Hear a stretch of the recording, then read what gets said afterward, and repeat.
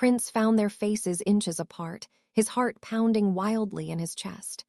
Right then, a system notification popped up. Abyss's degeneration value plus 1%.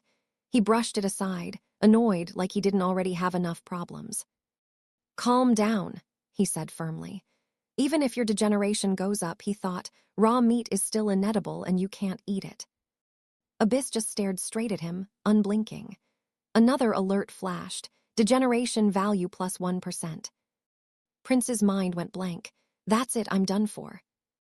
Suddenly, Abyss reached out and wrapped his hands tightly around Prince's neck, holding him there in total silence. Prince's breath caught, but he quickly stretched his hand toward the dessert he'd bought earlier. "I'll trade you," he said, holding it up clearly. In one quick motion, he snatched the raw meat away and scrambled backward, putting distance between them. Abyss stood there, confused, his eyes fixed on the dessert in his hand. Prince leaned against a wall, heart still racing. "I almost died just now." He peeked over to check if Abyss was coming after him, but saw him standing still, staring at the sweet treat. To his shock, Abyss lifted the whole package and started biting directly into the plastic wrapping. Prince stared wide-eyed. Don't tell me, he doesn't even know how to eat this either. He remembered the candy he'd given him before, how Abyss had just stared at it until he showed him. He slapped his forehead in frustration. "I must have owed you something huge in my past life. That's the only explanation." He walked back over, took the dessert away from him, and carefully peeled open the packaging. "You fool," he said, though his tone was softer. "Packaging might smell good, but you can't swallow it. The part you eat is called cake, it's sweet, just like the candy I gave you earlier." Abyss watched closely, looking a little confused, but also strangely eager and happy. "Watch," Prince said, taking a small bite to demonstrate. "You bite it like this. Remember it from now on, all right?" Abyss looked up, his expression suddenly bright as if he finally understood.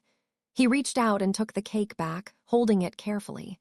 He studied it for a moment, then took a proper bite. Instantly, his face lit up with pure delight. While Abyss ate happily, Prince watched him quietly.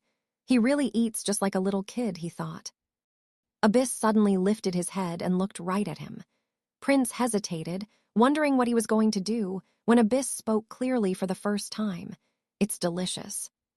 Prince froze, completely stunned into silence. He quickly turned his head away, hiding his surprise. "Just eat it," he mumbled. "He's not actually that much trouble, is he?" he admitted to himself. Later, the scene shifted. They stood in front of a plain, simple door. Prince sighed deeply. "I take back everything I just thought." He turned to the man in the black bunny suit standing beside them. "This really the cheapest place available?" he asked, already knowing the answer. He cursed inwardly. Of course the organizers would cheat us. Even accommodation costs money here. The man nodded. "You may choose to pay for a room, or you are free to sleep in the corridor. But I cannot guarantee whether you will survive the night. There may be competitors with bad intentions wandering around." Prince didn't hesitate. "We'll take the room." His mind raced. "Even the cheapest room will probably leave me broke, and my plan to sleep separately from Abyss is completely ruined now." Abyss stood there, watching him quietly for a moment, then let out a soft, like sigh. He reached out, opened the door, and stood aside, inviting Abyss to come in.